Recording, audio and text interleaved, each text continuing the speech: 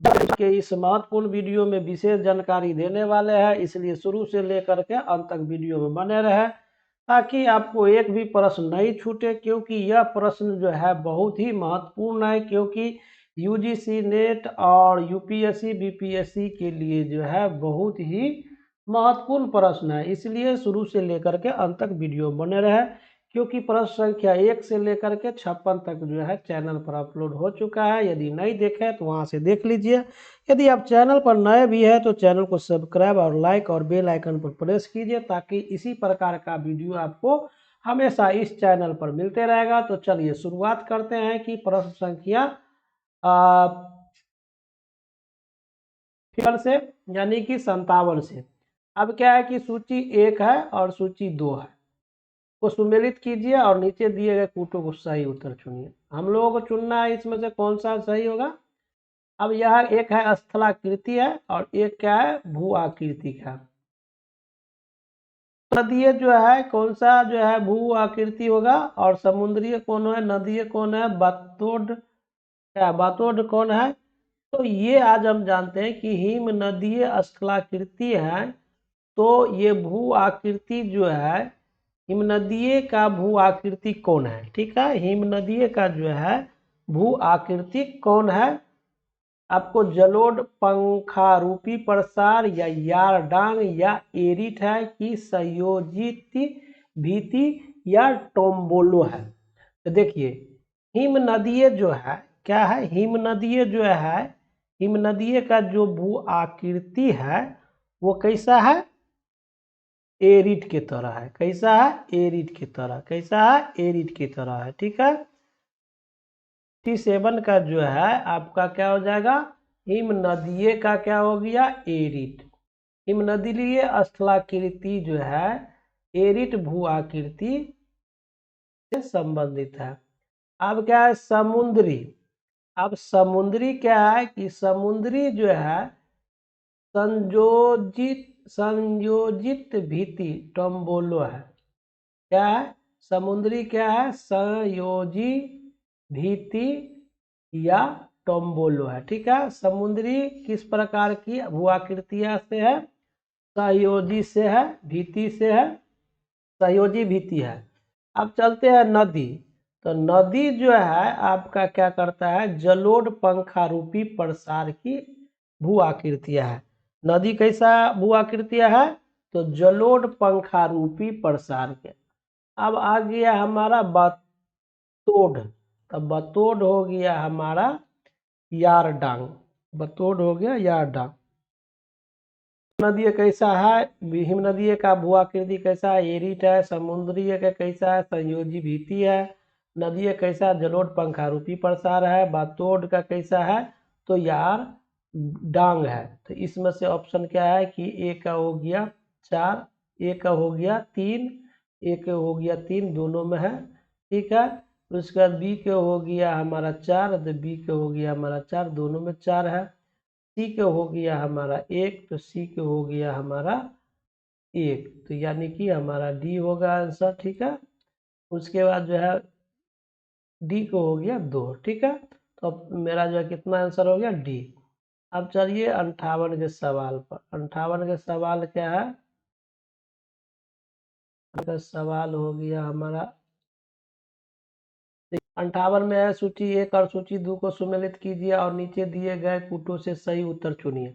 एक है लेखक और एक है पुस्तक, मतलब कौन सा लेखक कौन सा पुस्तक लिखे है उसको मिलान करना है। अब यहाँ पर ए में दिया हुआ J.A. एस्टियर्स, बी में दिया हुआ S.W. वुलड्रीज, सी में दिया है वाल्टर पेन, डी में दिया है थॉर्नबरी, ठीक है। यहाँ पर क्या पूछ रहा है कि J.A. एस्टियर कौन सा बुक लिखी है, मॉर्फोलॉजिकल क्या है, morphological analysis of land formers. उसके बाद दूसरा है प्रिंसिपल्स ऑफ जियोमॉर्फोलॉजी। तीसरा ऑप्शन है अनस्टेबल अर्थ। चौथा ऑप्शन है spirit and purpose of geography. तो जे ए स्टीयर्स इन 4 में से कौन सी पुस्तकें लिखी है, तो आप बताइए कमेंट्स में जल्दी से। देखिए जे ए स्टीयर्स जो है कौन सा बुक लिखे हैं, बुक लिखे हैं जे स्टीयर्स जो है लिखा है कौन सा बुक, तो लिखा है अनस्टेबल अर्थ। जे ए स्टीयर कौन लिखा है, अनस्टेबल अर्थ का। ठीक है, उसके बाद जो है हमारा आता है W Wooldridge, SW Wooldridge, SW Wooldridge, SW Wooldridge, SW Wooldridge. SW Wooldridge जो है हमारा हो गया spirit and purpose of geography. SW Wooldridge ने जो है कौन सा लिखा है पुस्तक, spirit and purpose of geography. ठीक है, अब आते हैं वाल्टर पेन, इसको वाल्टर पेन, इसको वाल्टर पेन। आप पूछ रहा है कि वाल्टर पेन जो है किस पुस्तक को लिखी थी, तो वाल्टर पेन लिखी थी मॉर्फोलॉजिकल एनालिसिस ऑफ लैंडफॉर्म। ठीक है, वाल्टर पेन कौन सी पुस्तक लिखी थी, तो मॉर्फोलॉजिकल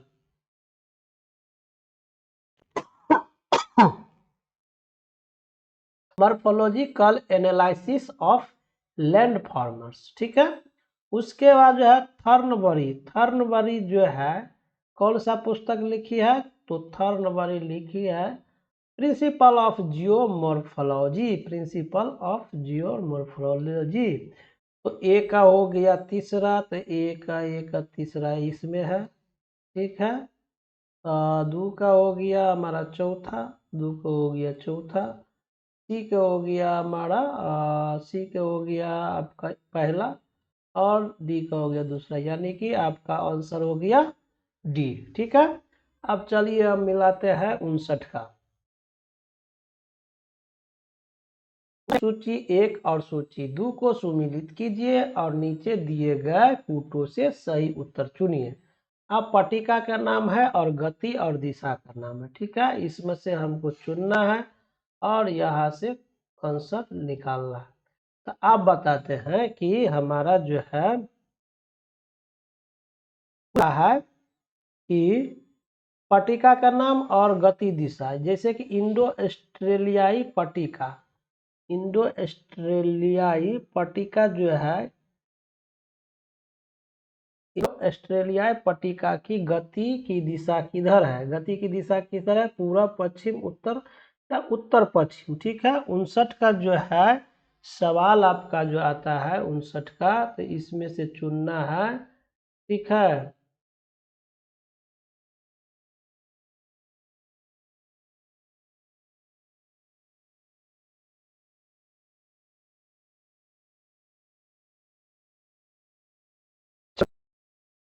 इंडो ऑस्ट्रेलियाई पट्टिका हो गया, तो इंडो ऑस्ट्रेलिया पट्टिका जो है है। ठीक है, दिशा में क्या है, उत्तर दिशा में है। कौन दिशा में है, उत्तर दिशा में है।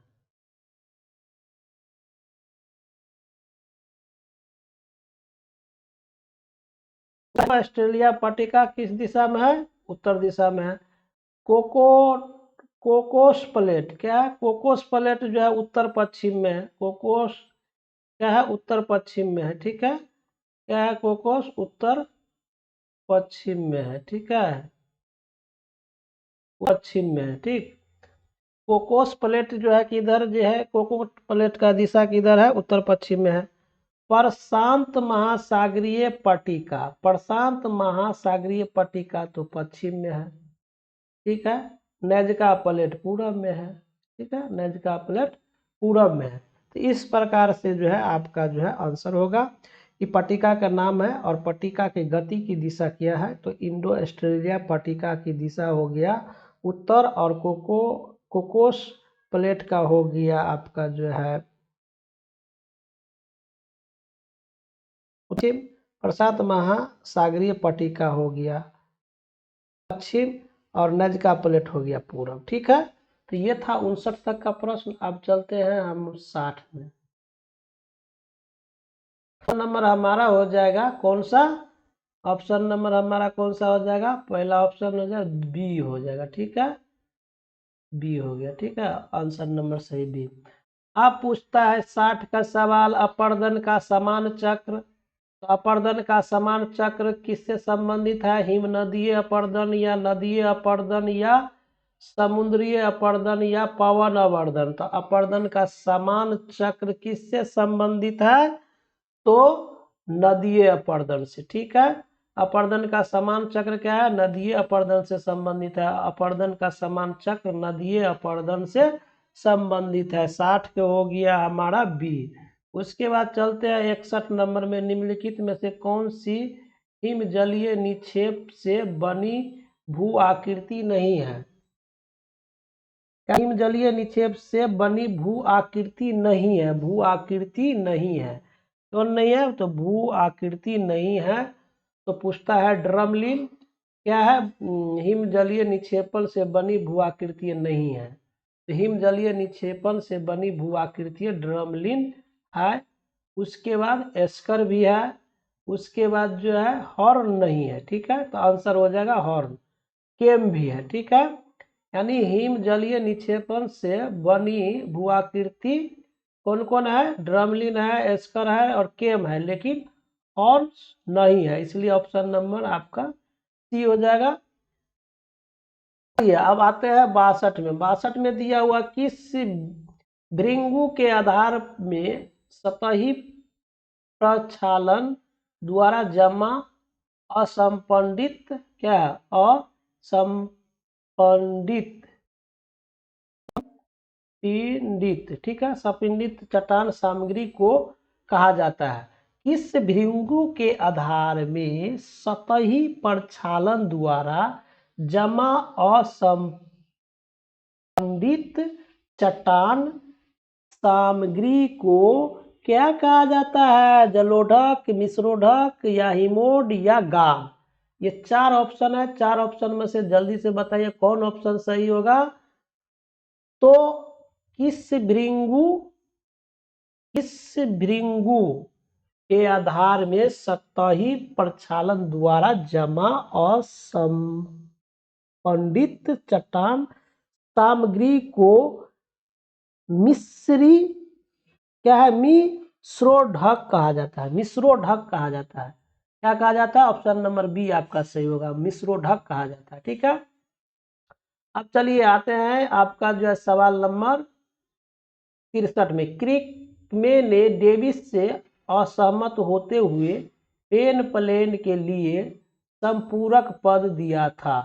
कौन सा दिया था संपूरक पद, यानी क्रिकमे ने डेविस से असहमत होते हुए, मतलब क्रिकमे ने डेविस से असहमत होते हुए पेन प्लेन के लिए संपूरक पद दिया था। कौन सा, pediplain, peneplain, etch plain और क्या है, एस्ट्रक्चरल प्लेन। ठीक है, इस 4 में से कौन दिया था, तो जल्दी से आप लोग कमेंट्स कीजिए। देखिए, क्रिकमे ने डेविस से असहमत होते हुए भी पेन प्लेन के लिए जो है संपूरक पद दिया था पेन प्लेन ही। कौन सा दिया था, पेन प्लेन ही, पेन प्लेन ही। तो ऑप्शन नंबर कौन हो जाएगा, बी हो जाएगा। ऑप्शन नंबर कौन हो जाएगा, बी। क्या हो जाएगा, ऑप्शन नंबर बी। ठीक है, इसलिए जो है आप लोग क्या करना है, ऊपर से जो है ऑप्शन नंबर बी जो है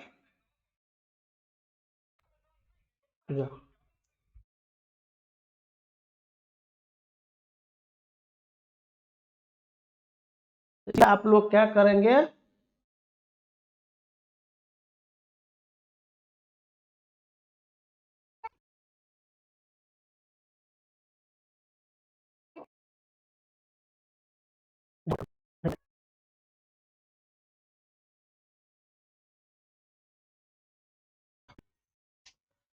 अब आ गया 64 नंबर में।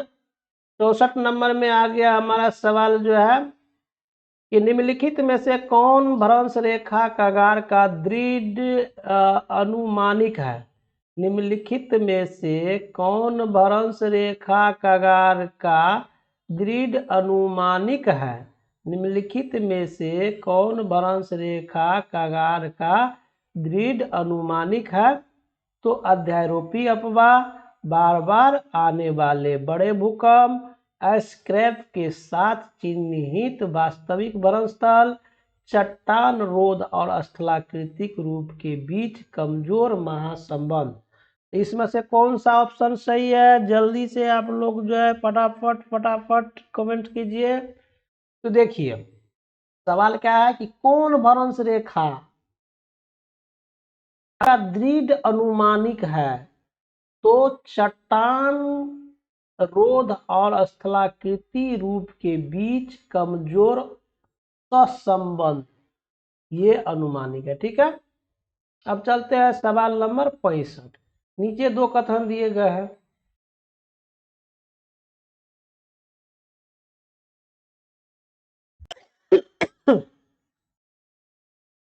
कथन दिया गया है जिसमें क्या है, ये एक सही है और यहाँ दिया है सवाल जो है, नीचे दो कथन दिए गए, एक को अभिकथन और दूसरे को कारण आर के रूप में दिया गया। नीचे दिए गए कूटों में से सही उत्तर चुनिए।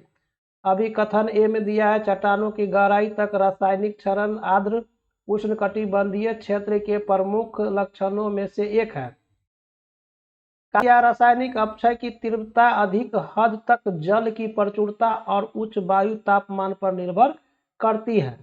तो आपका ऑप्शन नंबर ए में दिया ए और आर दोनों सही है और आर ए की सही व्याख्या है।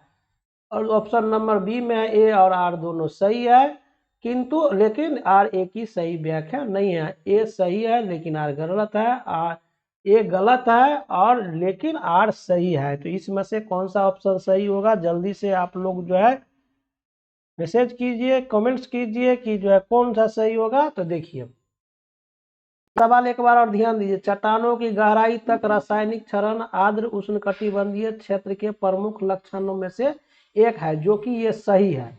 रासायनिक अपक्षय की तीव्रता अधिक हद तक जल की प्रचुरता और उच्च वायु तापमान पर निर्भर करती है, ये भी सही है। इसलिए ऑप्शन नंबर आपका ए होगा। ए और आर दोनों सही है, आर की सही व्याख्या करते हैं। तो ये था हमारा जो है टोटल प्रश्न जो है कितना था, 65 गो। 65 का जो है उसके बाद जो है अगला वीडियो बढ़ाएंगे जो है 66 से स्टार्ट होगा। ठीक है, तो आज के वीडियो में इतना ही। यदि आप चैनल पर नए हैं तो चैनल को सब्सक्राइब और लाइक जरूर कीजिए। आज के वीडियो में इतना, जय हिंद।